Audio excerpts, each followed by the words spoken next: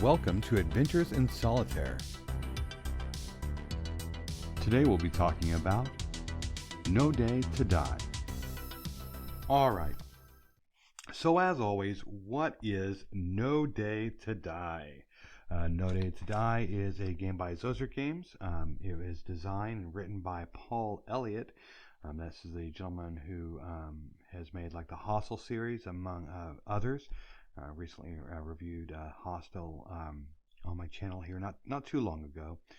And he was actually gracious enough to send me a PDF, and then I found out later he was actually sending me a physical copy after I'd already kind of started diving into the PDF. I actually printed it off, was getting ready to make a book out of it. I still plan on doing that to kind of show, because I had a different idea of how to put a book together with a do-it-yourself kind of deal when you're kind of on a budget or with limited resources as far as equipment.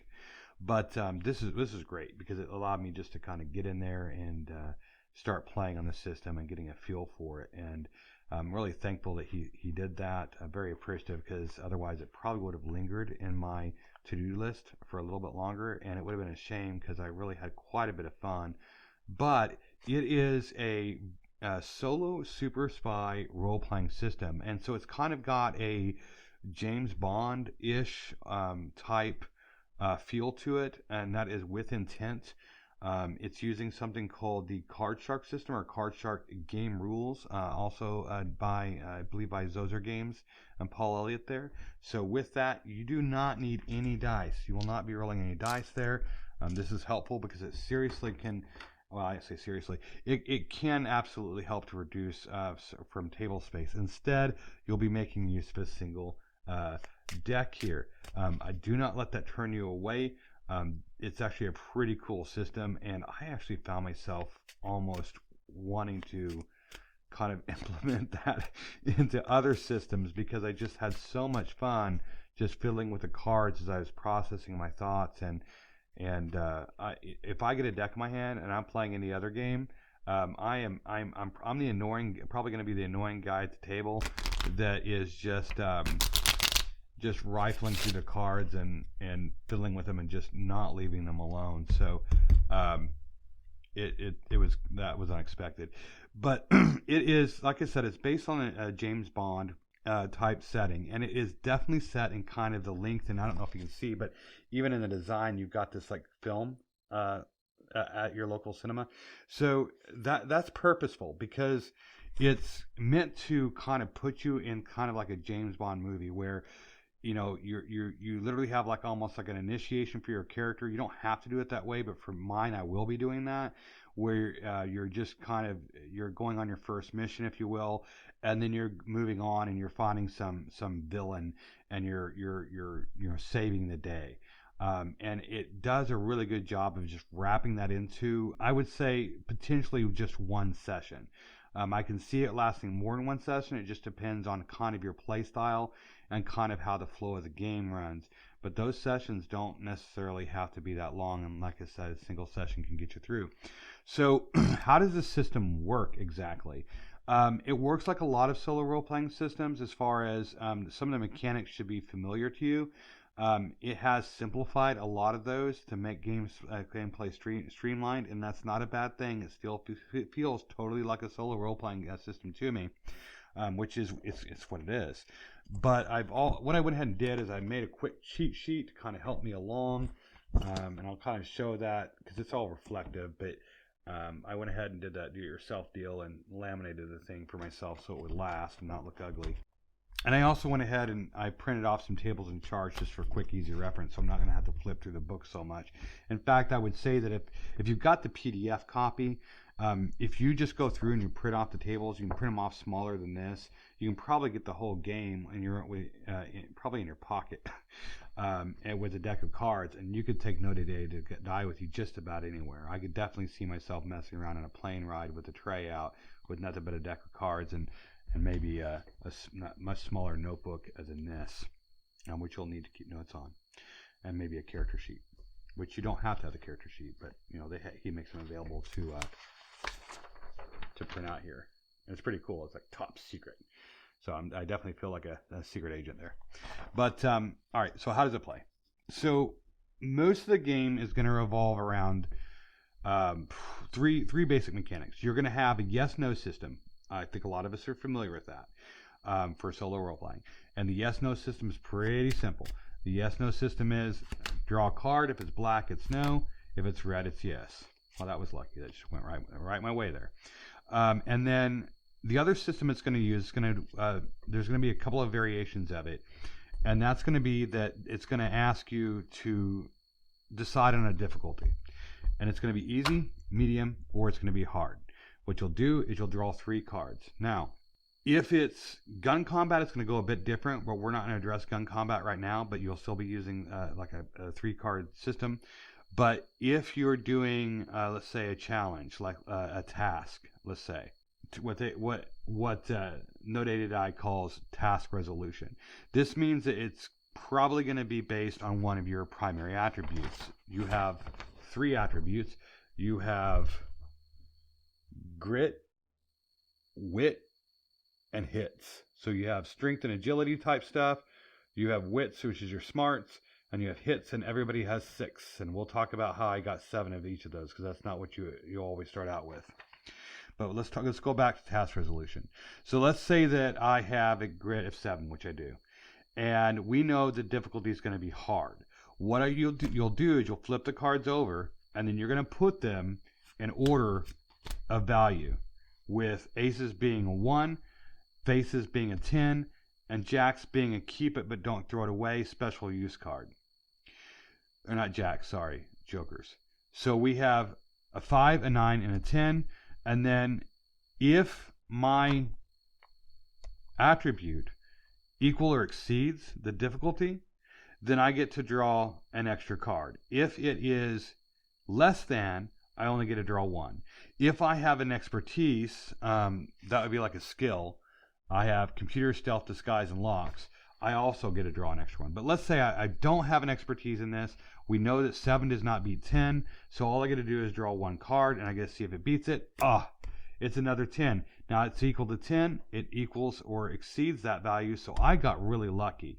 But had I had expertise, I would have drawn another queen again. And had I had an attribute value of 10, good luck for getting that. But I don't even think you can. Yeah, no, you can't. But let's just say I did have an attribute value of 10, then I would have gotten a 3rd card and I would have nailed it again. So it's really that simple. You're just drawing 3 cards and choosing a difficulty before you look. You're then going to go ahead and see if your attribute meets or exceeds it. If it does, draw 2 cards. If you have an expertise, draw 3. If you don't have expertise and you don't have the other, you're only going to be drawing 1. Okay. So hopefully that's simple. Yes, no questions, and task resolution. We have them. Now, what about how do you figure out like what's going to happen in the game? How do you figure that out? Well, that's where we have tables, and I have some printouts of those tables, and they're pretty. I think they're pretty sufficient for what they do, especially for the type of game that this is. And we'll kind of go through that because we're going to do a little bit of gameplay. We're going to kind of show how this works.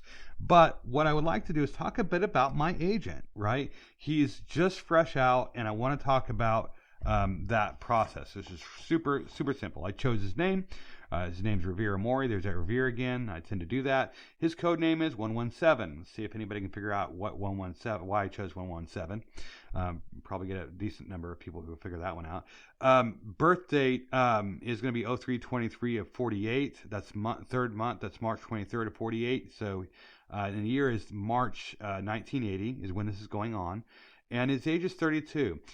He is actually a scientist that has been recruited by MI6. My background is that he was kind of an inventor, and MI6 kind of they started seeing his work and started making use of some of his work and multiple of their systems and gadgets, like maybe a little chip that would be in this piece of electronic, or maybe a type of special focusing lens that would be used in that device. And he started noticing his stuff out in the wild. And he started investigating that. And he actually wound his way up into an MI6 operation, snuck in there using some of his skills and his background. You know, at first they didn't know who he was, what was going on. But once they figured out why he was there, they were pretty impressed. So they kind of gave him an offer. He couldn't turn it down. and he joined MI6, and they put him through some training there. He does have a flaw. He's sick of having his hands tied due to jurisdictional law. So he doesn't like the limitations. He really likes to. He doesn't like anything getting in the way of his science. He doesn't like anything getting in the way of his work. His areas of expertise are computer, stealth, disguise, and lock, so he's pretty good at being sneaking around. He has grit 7, wit 7. I did talk about how that was done. This is pretty simple. For both grit and wit, you'll draw 4 cards. 1, 2, 3, 4. For wit, 1, 2, 3, 4. And what you're going to do is you're going to look at the suits, and you're going to see which suit you have more of for each one of these. Okay, so for grit, I have 2 diamonds, a heart, and a club. Well, because I have 2 diamonds, that means I get to add, and that's the one I have highest, I'm going to add 2 to my grit. So I'd have 7, which is what I already have. Now, had I had one of every suit, then it would just be a 1 added to my grit. So you're always going to have at least a 1 added to one of your attributes. Now, for wit, I'll take a look at that, and I had heart, spade, club, and so I would have gotten 2 to that, which I have, 7 and 7. So that works out well. All right, so I also have on my character, why I'm fiddling around with those like that. I also have on my character a concealable pistol, false ID, which basically will kind of allow me to get into places. It's kind of like, it's a pretty high level ID for like, say that I'm part of Her Majesty's Secret Service or something like that. I have cash, plenty of it, within reason, of course. I'm not going to be able to buy buy up businesses with it, but I have a combat knife in my boot, and in my concealable pistol, I have 1 in the chamber, and I have 16 in the clip, and then that's all I have on me. It can be assumed that I've got stuff in the hotel, and then I could have purchased stuff around town as a kind of clothing, local attire, and stuff like that. So I'm not going to worry about that stuff. So that's where we get started. But the problem is that they're going to want to send me on some kind of a mission, a first run, to kind of get my feet wet and to see if I've got what it takes. So how do we do that? How do we figure that out? So this is what we're going to do. The game, let's open the book. Let's open the book and let's see what we've got going on here. So the game takes you through character creation. It tells you how to resolve different situations, and we'll go through those as they come up, so I'm not going to go through those right now. It includes fighting, range combat, chases, disarming, using environment as a weapon, concealment, effects of surprise, knockouts, the difference between lethal damage and unarmed damage. And I'm imagining at this point, if you're listening, you're probably thinking deck of cards and you're thinking simple, but it does really cover a decent clip. It does cover ranges as well and difficulty at different ranges. And it covers the different types of weapons at different ranges as well. So pretty cool. You do have to keep track of time units. There are different kind of phases to the movie. Generally, when you start out investigating, and then as you get enough information going on, you start moving on to actually having a plot unfolding, and you move on to scene resolution and taking actions, and maybe you need a rest. Days can pass. It's not all done necessarily in a day, though I suppose it could. That would be a pretty short game now. You'll eventually, hopefully, if you survive, or if everything goes the way that it should, you should be discovering a villain. You'll get to randomly choose a villain with all of his stuff. And then we have, so that would included his secret lair and his mission and some of his quirks and what he looks like and things like that. But we have tables and charts as well to kind of go by towards the end of it. And we're going to be referring to those directly from some of these cheat sheets. Now, I will have to refer to the book some because I didn't print out all of the tables in the book. But all right, so the first thing we need to do is we need to figure out what our first mission is, what they're going to be sending me on to test me out here. And so what I'm going to go ahead and do is throw cards on the table. What I'm going to go ahead and do is I am going to draw a card here. All right, so I drew a 2. Now the mission type on a 2 is that I'm going to have to steal some information. Where am I going to steal this information? 7. I am going to be going to an African nation. So I'm not going to really worry too much about which African nation, which city, though it might not hurt to kind of look that stuff up online if you're not familiar with the area. I'm just going to say that it's kind of like a metropolitan area during that time. And I'm not going to concern myself geographically because I don't think that's going to be a real big issue. I don't think that's need to know. But that's just the kind of maybe the look and feel that we're going for. All right, so the next thing that we need to know is like a mission item or what that looks like. So we know that we're going to steal information somewhere in an African nation. So I'm going to drop another card. I got a clubs. So that's going to be some computer data that I'm going to need to steal. Okay, so now I need to steal information. It's computer data. What else? Let's figure that out. So I draw again, and I get a 7. All right, I'm going to have to steal computer data from a military officer. Next up, 10. I get innocent. So we have a military officer who's innocent, who doesn't like he's not necessarily doing anything wrong, but we're going to have to get that information from him. Okay. The next thing I'm going to go ahead and do is I'm going to go ahead and start writing down some information because I need to start logging this. It's going to be starting out on, man, I love March, I guess. March 9th of 1980. And we're going to start writing down what we know so far. All right, so I don't have a lot here. I know that they're wanting to send me to this city in Africa, and that it's some computer data, and that this guy probably doesn't even know what he has. Okay. So we need a little bit more, I think. So what I'm going to do is I'm going to do something a little bit different. It's a little bit off the cuff. I'm going to go ahead and because I personally need a little bit of help with this. I'm going to get an idea generator. So I'm going to use the event table. I'm going to draw. It is a club. It is a 10 of clubs. Someone being robbed. All right. So the information, the computer data he has something to do with someone being robbed. So here's what I'm seeing this come out as. I think there's embezzlement going on somehow within the military. So we're going to add military embezzlement. And what we're going to do is we're going to say that this embezzlement is a lot of money. It's a great sum. Otherwise, MI6 wouldn't even be worried about it. So he's got the data local to him. He's processing that information every day. He's probably got some sort of a desk job, and he's a military officer after all. And we've got to find some way to get in there and deal with that. Now, thankfully, he's innocent, and maybe we can kind of work through that socially instead of just having to sneak in there. Maybe we'll have to sneak in there. We'll find out. The next thing we need to do is we need to establish time of day. Now, I'm going to use time of day as just morning to evening, and we're going to say that we arrive in this town in Africa in the morning. So we'll say and mornings, the span of time we have to work within is roughly about 6 hours. So we arrive in the morning at 6 a.m. Arrive at 6 a.m. Okay? All right. So the next thing that we need to figure out is where this guy's at. So once again, we can go to the tables. All right. We're going to go ahead and flip a card.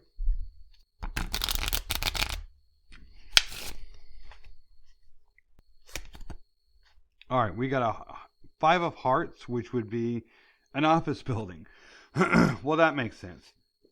But we're going to go a little bit further. I'll ask a question. So he's in an office building. I'm pretty sure this office building is going to be on a military base. We're going to ask a question. We're going to ask, is it on a military base? If it's a red, it'll be a yes, as we learned. And it is. Yay. My first day on the job. And I get to find some way to sneak into the military base. So what I'm going to do is I'm going to spend some time trying to see if I can't find a way to sneak onto the base. Or actually, you know what? Let's ask a different question. Let's kind of keep this simple. Let's see if my ID is enough. My government ID is enough to actually get me onto the base just to have a conversation with the guy. Let's try the easy approach. Let's actually knock on the door. 2. It's not. So my character goes there. He says, "Hey, you know, this is who I am. That kind of a deal. I'd like to, you know, speak to so and so." Not working, and I kind of reveal my hand a little bit there. That may even get back to him. So let's. We're gonna have to take some time. We're gonna have to do some surveillance now. I think that the longer amount of time that I spend surveilling, the more likely it is I'm gonna find a place. So. The way that I'm going to say this is that for every 6-hour period that I spend waiting around out of their eyesight and out of view of any surveillance equipment, I'm going to up my chances of finding information out. So we also forgot the time of the week. Now, I don't know what March 9th of 1980, what day of the week that was, but we're going to say that that's a Monday. Keep things simple.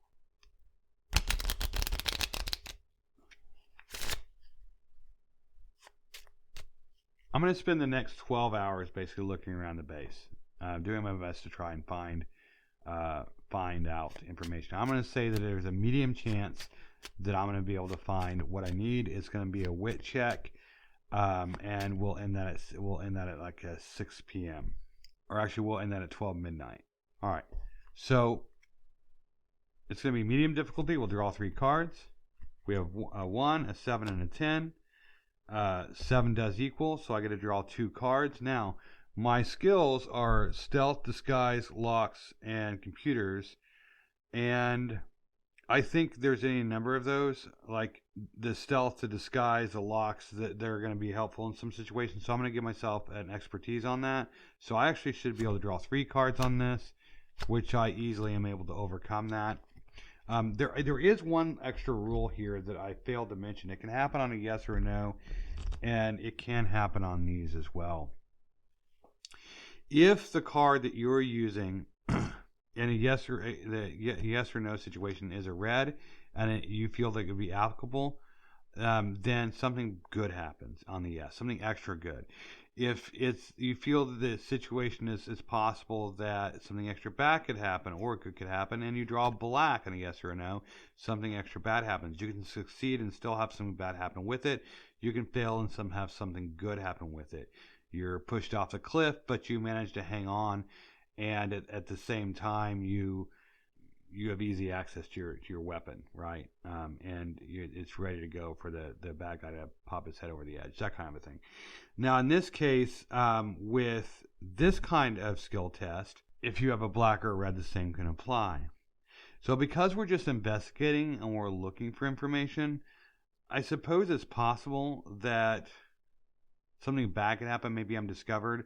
So I'm just going to say that, and the card I would have used in this case, I'm going to say I always go with the lowest, just to be fair to myself, so I'm not trying to cheat the system, is a 9. It's red. So not only do I find that there is a way in, I find that there is a way in with little to no, no penalty at all to, it's very unlikely that I'm going to be discovered once I get in there, and then I can find my way into that office building. Okay, so right now we have got ourselves up to the situation where we can get in there, but it is now midnight according to what I had set up and the rules I gave myself on that. So we investigated until night, and now I need to make a decision. Am I going to sleep? So I'm going to decide not to rest. My character doesn't necessarily need any rest to resolve any hits, because usually, when you rest, you can recover those hits. So we're going to go ahead and we're going to make our way into this office building. So I'm going to say this process is going to be easy. Okay, we're once again using wits, and we're using stealth, and locks, and just really anything else that I might need to get in there. And 4, 5, and 10. It's easy. I have more than 4, so I get to draw, and plus I have expertise.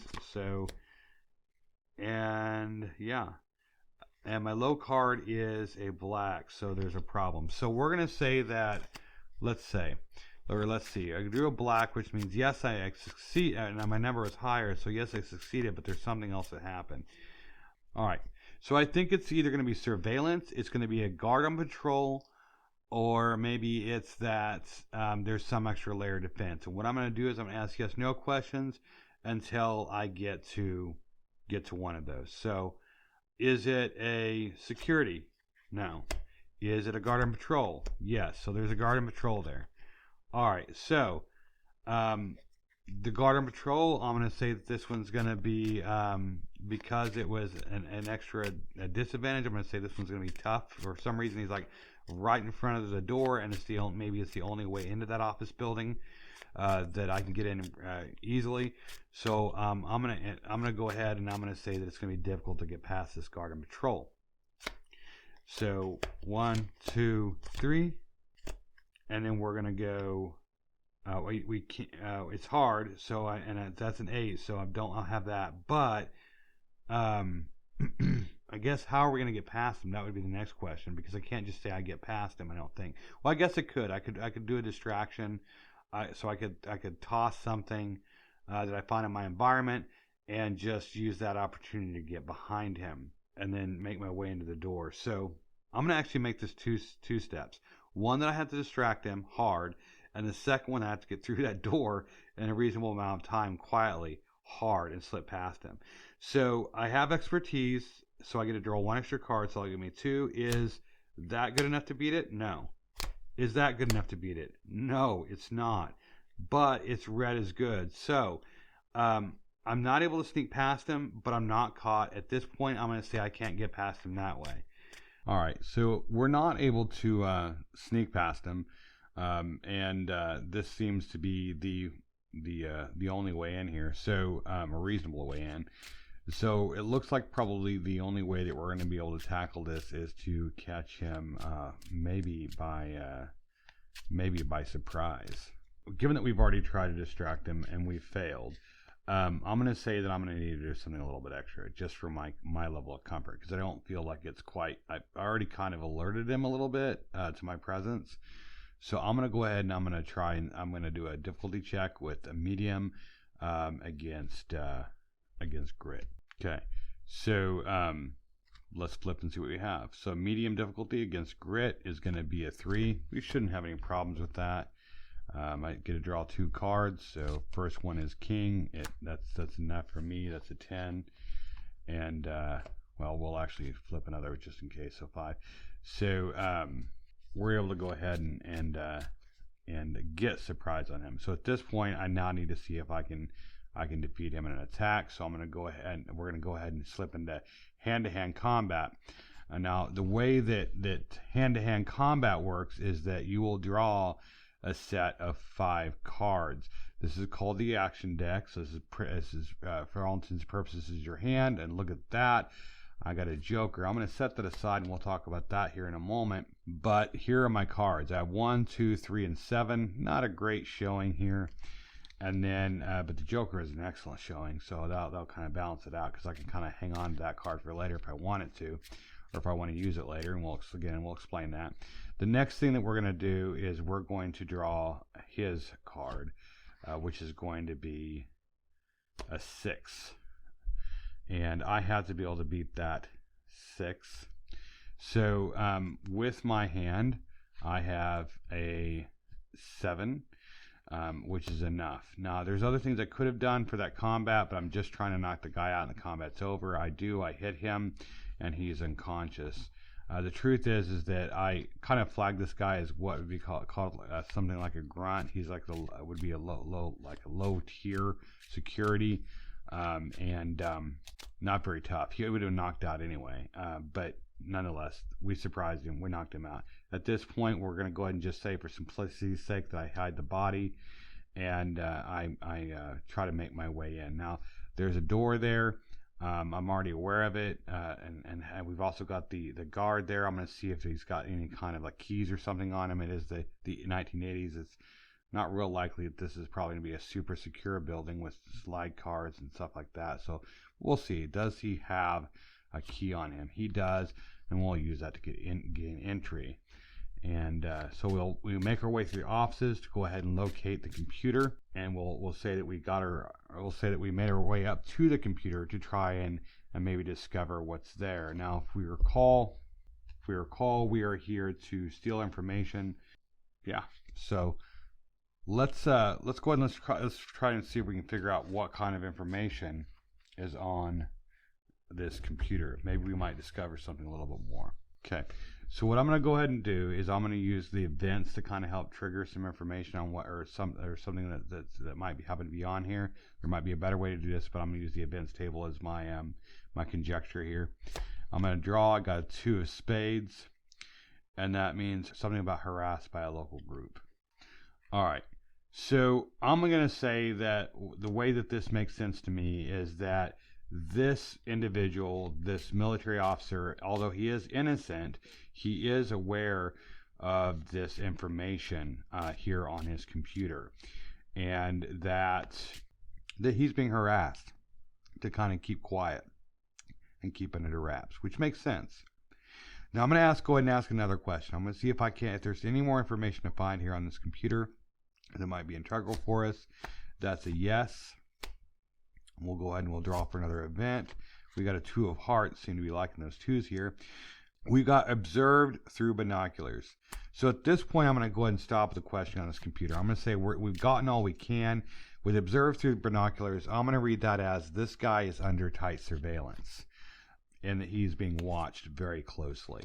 So I imagine this guy's pretty much on edge. We've got all we can, and it sounds like we probably need to start tracking this guy. So the next thing I'm going to do is I'm going to ask if we are able to sneak off the base, see if we have any other complications on the way out. So are we able to sneak off the base? Yes, we're able to sneak off the base. So no complications. Okay, so we get off the base. I'm going to say that that's the end of the day, because that's the end of our 24th hour, if you will. And we're going to kind of let our agent rest a little bit. And at this point, he's kind of monitoring him for a day. I think at this point, he knows it's now Tuesday. So let's. I'm going to take a couple of quick notes before we continue. Something else that I failed to do as part of the main mission, because I was kind of in my head was kind of teaching things and going through things, or maybe it's just me being me and I just simply forgot. That's always a possibility. We forgot the fact that I needed to get that data off that computer, but I'm already there. I mean, it's, as far as like the evidence of the funneling of money, we'll say that we got what we could, and I'll make a note of that too, which is just evidence that the money's going somewhere. We don't really know where it's going, and that he is directly tied to it and aware and covering tracks. Okay, Tuesday, we arrive, or we wake up we'll be waking up at our hotel, and we'll say that we're going to go ahead and wait for him to get off. Now, 12. We'll say that it's starting at 6 p.m. to 12 p.m. Once again, we just don't want to be sleeping normal hours here, or 6 p.m. to 12 a.m. That's probably when that guy's going to get off. I think that makes sense. And so we're just going to take a note that we just kind of wait. We just kind of wait for him to get off, and maybe we'll follow him home. Sounds like a plan to me. All right. So 6 p.m. we're going to attempt to follow him home. And one of the things that we know about the guy is he's being surveilled. I imagine he has got to be like really aware of his surroundings. So I'm going to say that it's at night. We'll be driving with our lights off. I'm going to say that, by the way, we're going to be driving in just a standard average civilian vehicle, nothing special. I'm going to say that my agent did choose something of a darker color, something as non-reflective as possible, just because that's what he would probably go for, something not suspicious. He doesn't need to be driving around in high-end vehicles all the time. Who would do that? So nothing flashy that would get attention. And I'm going to say that it is medium difficulty. Actually, no, I'm going to say it's hard difficulty. I'm just going to say it's hard difficulty. and see if we can't pull this off. Okay. And this is just following, not a chase. Chase is a different situation with different mechanics, but we're going to just do a basic difficulty check off of grit. One, 2, 3. Oh, I forgot. We got to keep that, so I'm going to draw again. I probably shuffled that back in there. All right, we got 3 10s for difficulty. All right, so I don't have expertise in driving. The difficulty is 10. I don't beat it, so I'm going to draw 1 card. And no. We weren't able to follow him and not get noticed. So I don't think the guy's going to lose us unless he knows. So I think at this point he realizes we're there. And I think we now get a chase scene. We get to see what a chase is like. All right. So here's how this is going to go. The chase is going to start with a 0 value. Okay. And our goal is this is our T for target, and this is the U for us. And we want to make sure that our value is of a positive value, and his number is of a negative value, and that's the way that we want it to end, and it's gonna go through 5 rounds. So here's what's gonna happen. We're going to draw 5 cards. 1, 2, 3, 4, 5. That is for our action deck. That's or in other words, our hand here, and we got a pretty nice hand. We got 2 10s, 2 9s, and a 4. I can't complain about that. We also, I mentioned that I would talk about this Joker. Now, this Joker card allows us to make use of a gadget when it makes sense. Now, I've already said that I've got a civilian vehicle, so whatever gadget we're going to use is probably not going to be a part of that vehicle, right? It's just not, unless I just really try to game it, and I don't like gaming anything where I can avoid it. So the next thing that we're going to do is we're going to draw, just like a fight, we're going to draw a difficulty card. Okay, so the difficulty card that we pulled was a Jack. Now, according to the book, these high value cards in like 7 or above, or face cards, they are what they call court cards, are to represent things like trucks pulling in the middle of the road, them pulling off a spectacular move or something like that. And it's just basically like some highlight that if you want, you can kind of use your imagination that they've done something crazy to do whatever. So I'm going to say that he pops his trunk and uses the air to kind of flip the hood off and throws it in my direction, and it pops up in my direction to like fly at me. It's a kind of a rundown car, we'll say. At this point, I have 2 options that I can use to defeat him. I have both of these. I generally want to use the lowest number. That way you can save the higher numbers for something else. But I really don't have an option other than to use a high number. So I'll play that, and I'll beat him there. So we get a point there. He's gonna draw. He's gonna try and get away from us again. And man, this guy has the moves. After he does this, he's able to use some traffic to his advantage to try and pull away. I'm gonna go ahead and play an equal card, another 10. And then that'll net us another point. He's still not gotten away. He's going to go ahead and pull out again. He's got a 6. We pull out a 9. We score again. At this point, I think we're going to, there's nothing really he's going to be able to do to take this, but we'll just play it out. Score again. And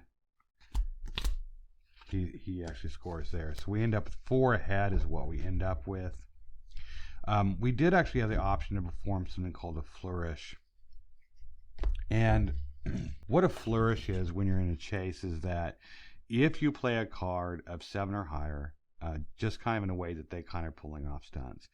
If you pull a card that's 7 or higher, this actually would have been useful, by the way, and you succeed, you can put the card you played back in your hand. That would have been really, really useful. But at this point, we've been able to close the gap.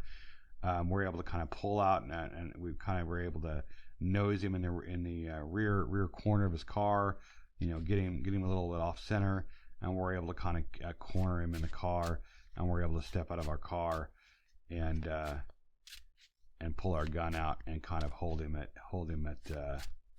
gunpoint. And at this point, I'm going to say he's got his hands up, because this is kind of supposed to represent that the chase is over. Now, it can be over and you can still run and all this other stuff, but I think just for the sake of brevity, we're going to say that I've pulled in and quickly maneuvered through training to get him to kind of acquiesce.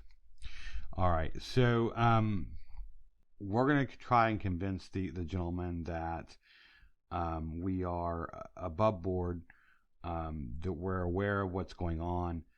We are not with this group that's surveilling him. We're asking him to kind of get in the car. Obviously, he doesn't have much of a choice, and so let's see where that goes. So we're going to say that to convince him to do this is of a medium difficulty. I'm going to shuffle it again because I saw part of that top card and it was a red face card. Not that that matters. It would have come out anyway, but we're just going to shuffle. I don't like cheating. Okay, so 1, 2, oh, man, 3.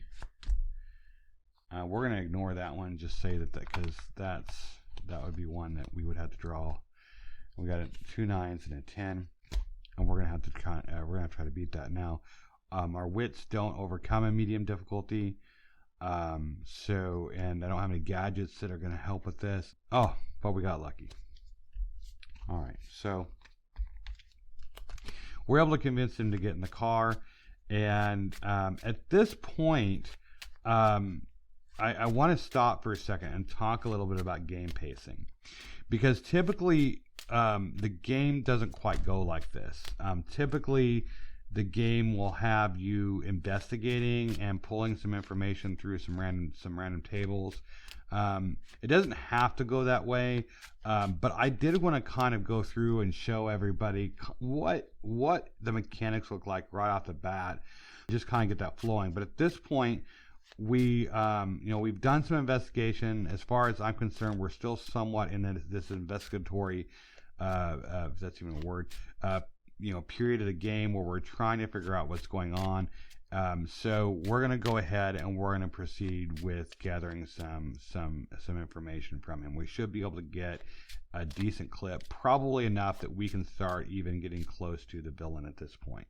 All right, so what we're going to do is we're going to go ahead and kind of somewhat do this kind of like we did the first mission. I'm going to start asking questions about who this money is being funneled to, that kind of a deal.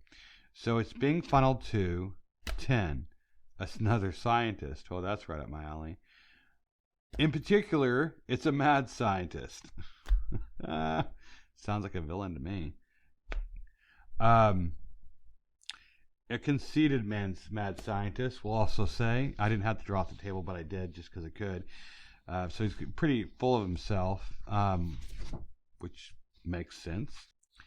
And at this point, we do need him to have some sort of a goal, a reason. So, again, I'm not necessarily saying it's a villain, but I think that's probably where we're headed. And for some brevity's sake, I think that also makes sense. But we're going to go ahead and go to the villain piece. Now, this is a part that I have not printed off.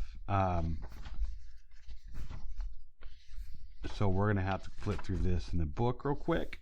Right now, what we have is I may be jumping the gun a little bit, and I want to talk about that. So right now, we are talking to this gentleman. We know that it is for this mad scientist that is kind of full of himself, and that the money's being funneled directly to him. That he's really the culprit behind all these threats and everything else from this group. But that doesn't necessarily mean that this guy knows much. So I'm going to go ahead and I'm going to ask a question. And I'm going to do, depending on how the question goes, will depend on what we do next. But I'm going to ask the question, does he know anything more than who this man is? Like, Like, does he know? I mean, I'm sure he can probably get me somewhere around his direction. I'm almost certain of that.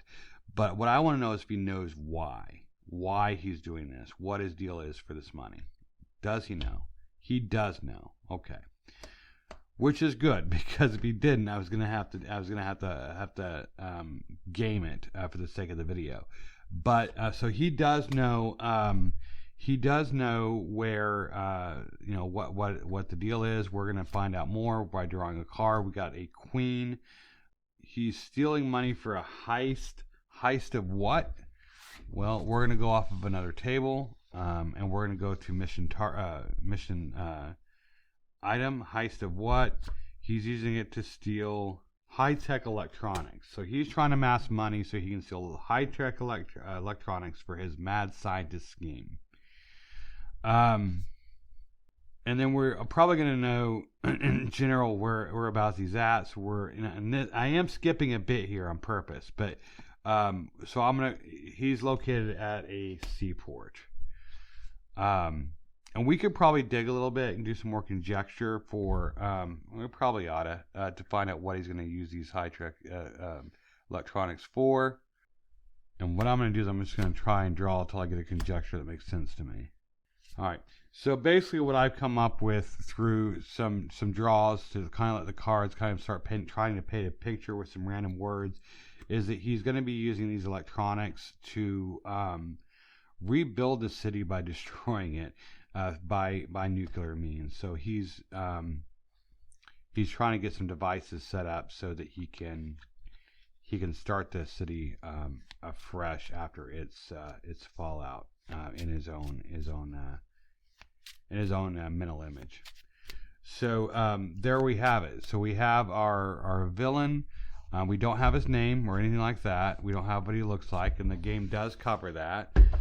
So we'll just go ahead and do that really quickly. I don't think it's going to hurt. I mean, we could certainly wait to find out that information, but just so that we can show how that works, I'm going to go ahead and do that real quick. So the villain's background is that he's a Brazilian tech CEO. It says that he is a puppet of the government. Given that he's funneling it out of Africa, I'm going to say he's a puppet of the African government, and that he's doing this to a city out of Brazil. So, all right. So what I've written down is that we have found out that a mad scientist is using money that he's funneled to purchase electronics and nuclear material to destroy a city. We'll say Brazil. Well, we don't have to be Brazil. Just because he's a Brazilian tech CEO doesn't necessarily mean it's going to be in Brazil, but we'll keep it simple and say it's in Brazil. To just reform it into what seemed to be his idea, but he's actually just it turns out he's just a puppet of the government there. The only other thing that we could possibly do is find out his current location. So we'll go ahead and we'll do that. It is in Scandinavia. He is currently located in Scandinavia, and what we're going to do is we're going to say that that's where he's using some of this money for an arms trade. And what we're going to do is we're going to look at the site for the arms trade, which is going to be a 6 of hearts, and that's going to be a golf club. Okay. All right. So I want to be very clear here that I have definitely fast-tracked this quite a bit. And obviously I've only got a certain amount of time to work with on the video, but if this was my game, I probably wouldn't have allowed myself to find the villain that easily. I probably would have had some intermediate target. That intermediate target probably would have allowed me Act 3 for Act 3. Like Act 1 is the part that we just did. We have Act 2 where we get the intermediate. Act 1 would include the investigation we just did. Act 2 would be actively going to the arms deal, and then Act 3 would be where we get the villain. Now, it doesn't have to go in 3 acts, or it doesn't have to go in three big sessions like that. It can go for as many as you want, as little as you want. I do think that the game is meant for some brevity, so a 3-act setup seems pretty normal to me. So, But I'm definitely skipping Act 2 here, and we're just making the villain part of Act 2, and we're going to go for that. But what I'm going to do is I'm going to use, we're going to go in and do basically a scenario. And we're going to say that in this scenario, that this military officer has agreed to join me. And we'll say that he's got one of his subordinates that is also going to help out. So it's going to be the three of us that are going to go in there, and we're going to try to catch him in this middle of this arms trade, take him in, and bring him to justice, or exact justice ourselves, which my character would rather avoid. Though what the military officer does is going to be up to him, I guess. But all right. So what we'll have to do is we'll have to determine a plan for our character group. So what do we know? We know that they're in Scandinavia at a golf club, and they're at an arms trade. So what we're going to do is we're going to make a plan of action. We're going to write that down. So, and kind of talk about what that looks like. So we're going to go ahead and we're going to find a way to infiltrate the golf club without raising suspicion. That is, maybe to show ourselves as being for caterers or something similar to that, or maybe just making some calls ahead of time to get us to a membership to the club by whatever means. So we're going to gain entrance, and then we're going to locate the site of trade on the premises. We need to catch the target alone, which will be tough. And we'll do this by creating a distraction, which actually should go in reverse order. Subdue target, escape in helicopter, because that's what we're going to take to get there. So, we're a party of MI6. If I want to get a helicopter, by golly, we're going to get a helicopter. So, that's the plan. The plan is to gain entrance, locate the side of the trade, create a distraction, get the target alone, subdue the target, and escape in a helicopter. And so the next thing, after we've had a plan, we have to rate this plan. Is it going to be shaky? Is it going to be solid? Or is it going to be foolproof? Well, I can see a lot of things going wrong here and a lot of different elements. So I'm going to call this one shaky. Okay. The next thing that we have to decide on is how safe is it? Is it safe or is it dangerous? This is an arms trade. It's dangerous. All right. Now, the next thing that we're going to do is we'll end up drawing cards, and we're going to order them by value. So for difficulty, which we should be familiar with at this point. Jack, Queen, 6. Okay. All right. So this is going to be hard because it is shaky. And then we're going to draw one card. We're going to draw an additional card if we have expertise. We do. We're going to have additional card if we have a task essential gear. Now, I put the card back, but we do have task essential gear because we have Joker. And I'm going to say that Joker is going to give us whatever that gear needs to be. Because there's so many different things that could be, that could help us with, and that it will give us a little bit of an edge. So that's what I'm going to use that for. Now the game does, and I agree, does say that you need to have some narrative, but this is a scenario setup where you're kind of covering a lot in a single test in order to kind of move things along. The game will tend to do this when you're in group settings, when it's not just about you making the actions. So in this situation, it's a little tougher to say what we're going to use a gadget for. I'm going to say it's some gadgets that's going to help get rid of the guards around him at the point that we're needing to catch him alone. Because when we create a distraction, to think that his guards are going to leave him alone is nuts. It's just probably not going to happen. So I'm going to say we're going to use this to kind of create like some sort of we'll say a pin operated gas release that'll knock everybody out, including our target. Okay. Doesn't mean it'll be successful, but it's there. All right. So we have the gas pin that we're going to use. We have expertise. We do have the task essential gear. And let's see. We have an ace, which is a 1. We have a 3, and we have a jack. Okay, and it's a red jack as well. So I'm gonna go ahead and that's a 10 versus a 10 with a red. I'm gonna say that it was exceptionally successful. I could have possibly said that even though the jack is still worth 10, that it's a face card of lower value, but it was red, so I'm gonna give it to me. We might say that there was some other thing that went wrong, like we lost somebody since it was dangerous. Maybe we lost the military officer or his person. I could draw yes and no's for that. But at the end of the day, we were able to get our target. Now, if it were me, I probably wouldn't end it there.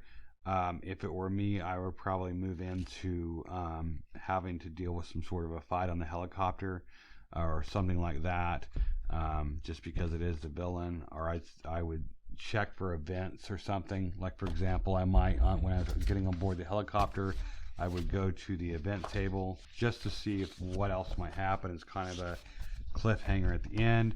I would pull a card. I've got a 9 of diamonds.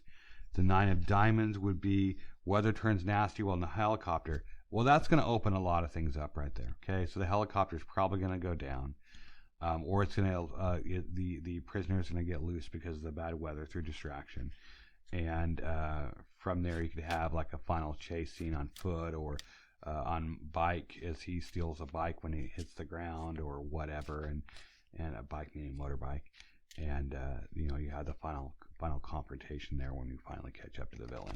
So I think the only other thing to really cover is to talk a little bit about difficulty, because I did mention that you have we fought a grunt. I meant to say thug, but there are thugs, captains, and enforcers.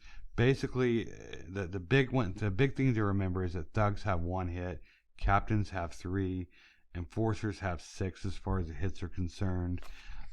When you get to a villain, they also have 6. All of these individuals have stats. You can use them as you will.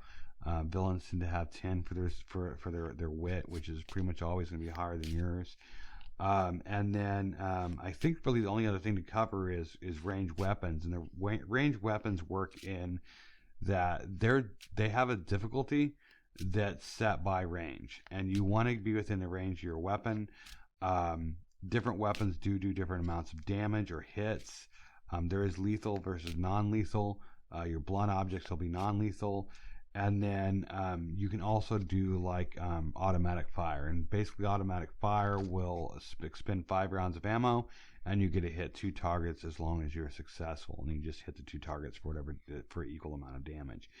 But that is absolutely No Day to Die, which is a really incredibly and not in a bad way, a really incredibly simplistic solo role-playing system.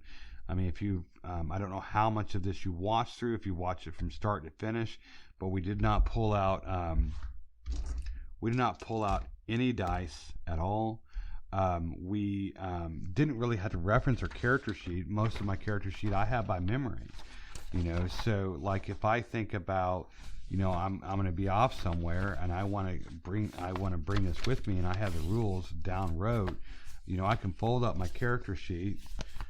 Truth be told, I can print out the cheat sheets and the tables on standard paper, fold them right along with it, and then honestly, all I really need is, depending on how I take notes, I might want a small notebook, but this could go in the small notebook, so let's get rid of this big one. And that's it. It's a small little sack of paper and some cards and a pencil, and I've got it. I've got the printouts from the book, especially if I've got the PDF, unless I Xeroxed them, copied them, sorry, and I'm ready to go. And I can, of course, take the book with you just in case, or the PDF you'll have on your phone to reference if you forget a rule. But it's an incredibly simple system that can give quite a bit there. You don't need any other material really, and just really kind of surprised me, to be honest. When I saw it, I heard Card Sharks for the Card Shark system, and I thought, all right, well, what's this going to be? Is it just going to be pulling cards? I've seen some systems where, you're putting a bunch of cards on the table and they represent enemies, and they're in rows and all sorts of they're supposed to represent things that just don't make sense a lot of times to me visually, but that's not what this was. It was a complete solo role-playing system that felt just as emotionally or mentally tangible and flexible and full as some of these more complex systems. I'm getting ready to do a D&D session, and well, I think it'll be fulfilling to have all these stats and rules and everything else that goes along with it. I think the feeling in the end is going to end up being about the same. To be honest, does that mean that I'm not going to do the D&D? Does that mean that I don't want to? No, it's a different system. It's a different experience. But I was pretty pleasantly surprised by what it offered in such a small package and at such a cheap barrier to entry. So if you're looking for something you can take with you, something that you can maybe do with your kids, or maybe an introduction to solo role playing for someone, this would be a really good one for an introduction. And I plan to actually use it just for that, for my teenage son who's interested in role playing. Speaking of which, and we'll end it there. I had a conversation recently with my son. James Bond came up, and because I was excited about doing a playthrough here and playing with the system. And I said, let me ask you a question. I said, by the way, shame on you if your answer is no, and doubly shame on me if it's no, but have you seen any of the James Bond series? And he said no. I said, well, then shame on you, and then shame on me too. I could not believe I'd not shown that to him. So especially after playing this, I'm going to have to watch at least a couple of the James Bond franchise there with him pretty soon here. But anyway, that's it. That's my review and playthrough and rules explanation for the No Day to Die role-playing system using Card Shark game rules by Zoser Games. Again, thank you as always. Bye.